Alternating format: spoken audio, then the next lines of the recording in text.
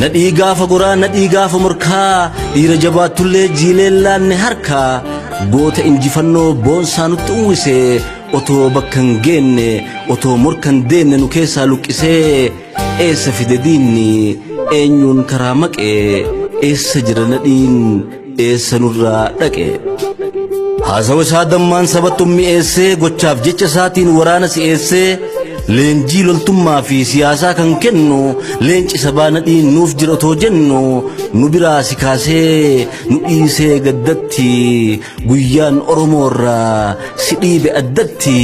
guyyaa san abaaraa barbaacha kee kaanus gamanaa gamatti si dhabnee dhaammannus sin biraa namatti kan siif iyyu malee iyyaa keen dhageenne otoo siif iyyinuu gaddaan har'a geenne sidhamnee achi buutee nadhii ilma ayyaa ni jirtamu duute duutu dhugaa beeknee boonnee sabaruudhaaf jiraattu jiraa kee ijaan agaruudhaaf yoo waan keetti kaafnu jaallan qabsoo keetii waa'ee kee yaadattee booyaan dura ceetii malee namuu obsee nuuf himuu hin dandeenye waan nuu taate malee waan taateen dhageenye